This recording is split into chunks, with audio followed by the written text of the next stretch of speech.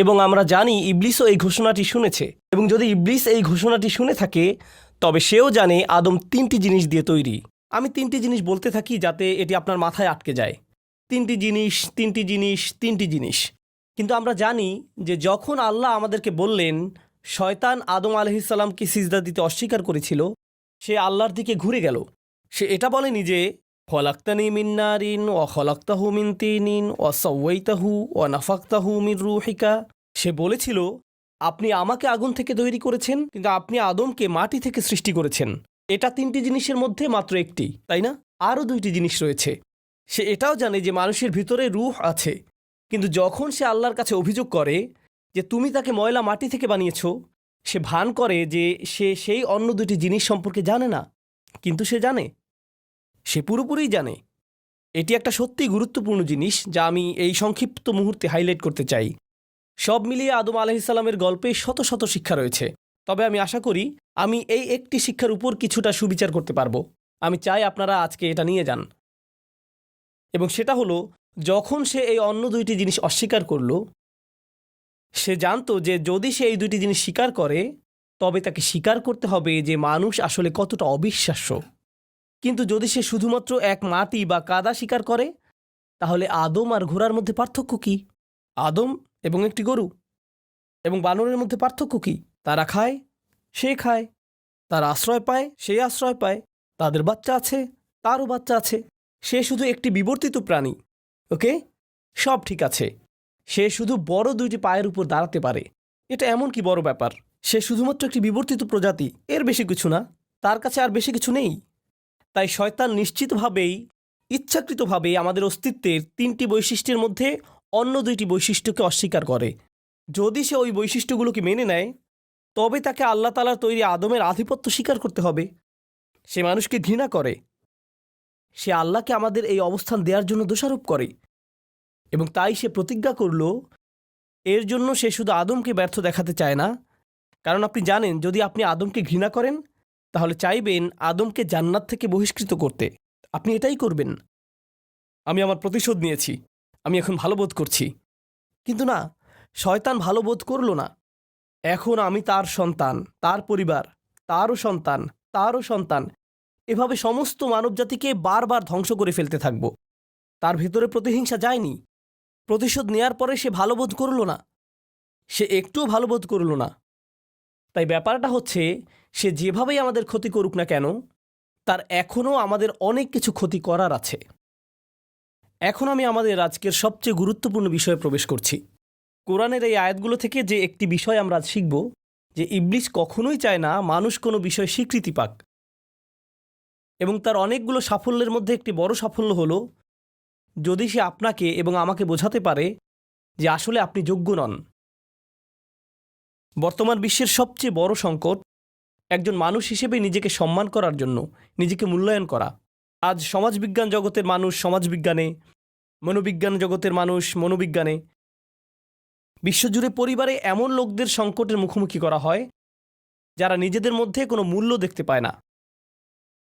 আগে আমি একটা চাকরি করতাম, কিন্তু আমি এখন অবসর নিয়েছি। কেউ আমার মতামতকে গুরুত্ব দেয় না, কেউ আমার মতামতকে গুরুত্ব দেয় না। আমি জানি আমি মূল্যহীন। আমি সারাদিন ঘরে বসে থাকি। আমার ছেলের চাকরি আছে, আমার মেয়ে কলেজে যায়, আমি এখন শুধুই অকেজো। আমি সবার উপরে বোঝা হয়ে গেছি। বাড়িতে একজন বৃদ্ধ লোক বসে বসে সারাদিন চিন্তা করতে থাকে যে তিনি সম্পূর্ণ মূল্যহীন। আমি যা করতে পারি তা হলো মসজিদে যাওয়া এবং ফিরে আসা, কিন্তু আমি আমার ভিতরে এই অস্থিরতা নিয়ে বেঁচে আছি। এর চেয়ে ভালো হতো যদি আমি মরে যেতাম। সে এই চিন্তাগুলোর ভিতরে ভিতরে করতে থাকে, কিন্তু সে বলে না। কখনো কখনো তিনি এমনটাও বলেন যে সে সম্পূর্ণ অপদার্থ হয়ে বেঁচে আছে। এমনকি একজন যুবক তার যোগ্যতা নিয়ে কটাক্ষ শুনে বেঁচে থাকে। সে ভাবে আমার ভাই স্নাতক করেছে, আমার চাচাতো ভাই চাকরি পেয়েছে, বাকি সবাই ভালো করছে, তিনি ইতিমধ্যে বিয়ে করেছেন, আর আমার দিকে তাকাও, আমি কিছুই পাইনি। আমি এইগুলোর কোনোটিই সম্পূর্ণ করিনি। আমি এতগুলো বছর নষ্ট করেছি। আমার এটা করা উচিত ছিল, ওটা করা উচিত ছিল। সবাই আমাকে বলে আমি একজন পরাজিত। আমি অবশ্যই একজন পরাজিত।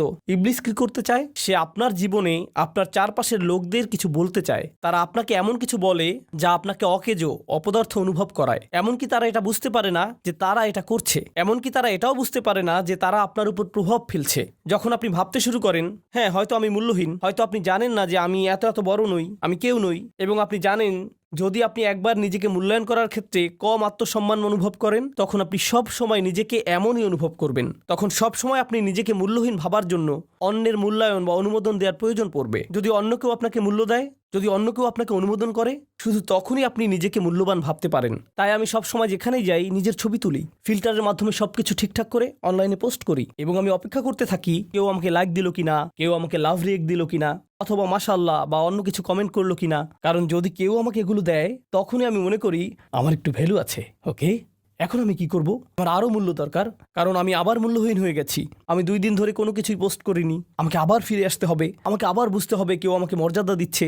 যখন আপনি নিজেকে নিজের মূল্য দিবেন না, তখন আপনি সব সময় অন্য জায়গা থেকে মূল্য পেতে চাইবেন। সব সময় চাইবেন অন্যরা আপনাকে মূল্যায়ন করুক, সব সময় অন্যদের কমপ্লিমেন্টের জন্য তাকিয়ে থাকবেন। যদি কেউ আপনাকে দেখে কিছু না বলে, আপনি তাকে বারবার জিজ্ঞেস করবেন, আপনার কি মনে হয় এই বিষয়ে, আপনার ওই বিষয়ে কি মনে হচ্ছে, আপনি এটা নিয়ে কি ভাবছেন, আপনি ওটা নিয়ে কি ভাবছেন। কারণ আপনি অন্যদের মতামত ছাড়া নিজেকে অপদার্থ মনে করেন, এবং এভাবে আপনি ভয় পান।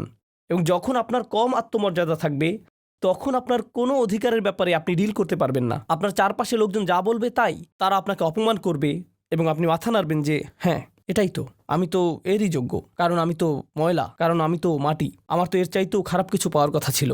যাই হোক না কেন, মাঝে মাঝে এমন কিছু মানুষ আসে এবং বলে, তুমি জানো তুমি তো কুকুরের চাইতেও খারাপ আচরণ ডিজার্ভ করো, তোমার তো খুশি হওয়া উচিত যে আমি তোমার সাথে এমন কোনো আচরণ করিনি, তুমি তো ভাগ্যবান যে তুমি এর চাইতেও ভালো আচরণই পেয়েছো। এবং আপনি যদি এই ধরনের কথা অনেকবার শুনতে থাকেন, তখন কি হবে? আপনি এগুলো দ্বারা প্রভাবিত হতে শুরু করবেন। কারণ মানুষ যদি প্রথমে কিছু প্রত্যাখ্যান করেও, যদি সে এগুলো অনেক বেশি সময় ধরে শুনতে থাকে, আপনি এর দ্বারা প্রভাবিত হবেনই। আপনি এগুলো আপনার ভিতরে দেখতে শুরু করেন, আপনি আপনার মধ্যে অন্যদের জন্য, এমনকি নিজের জন্য বিদ্বেষ তৈরি করতে শুরু করবেন। এবং তারপরে আপনি কেবল আপনার ভিতরে এই প্রতিশোধ সবসময় অনুভব করবেন। তখন নিজের মতামতের চাইতেও অন্যের মতামতকে গুরুত্ব দিতে শুরু করবেন। আমার কথা তেমন ভালো না, অন্য সবার কথা ভালো, নিজেকে বোঝা মনে হবে, কারণ আপনি কাউকে কিছু দিতে পারছেন না। আপনি যখন এরকম ভাবতে শুরু করবেন, তখন এটি শয়তানের একটি মহান বিজয়। কারণ শয়তান বলে যে আমি বলেছিলাম না, মানুষ শুধু ময়লা ছাড়া আর কিছুই না। তার দিকে তাকাও, কি ভারসাম্য, কি চিন্তা, কিসের নিয়ম নীতি। আপনি এবং আমি এই পৃথিবীতে আসার আগে আল্লাহ কি করেছেন? আমাদের পিতাকে যা দেয়া হয়েছিল, তার জন্য আমাদের দেহের সৃষ্টি করা হয়েছিল।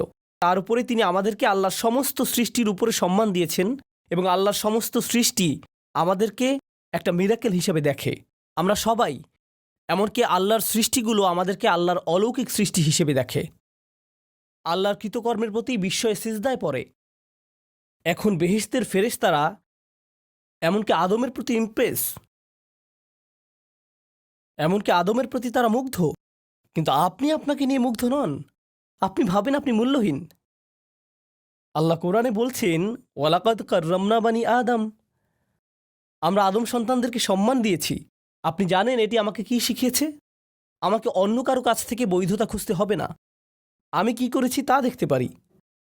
আমি একটা ভালো চাকরি করছি, অথবা আমার খাবার পরীক্ষা করা উচিত, ও আপনার এই শিক্ষাটা নেওয়া উচিত নয়। অথবা আপনি জানেন কি আপনার এখন অন্য কারো মতামত নেওয়ার প্রয়োজন নেই, তো এখন আমি বাড়িতে যাচ্ছি এবং খাবারের সমস্ত লবণ ঢেলে দিব এবং তারপর রান্না করব।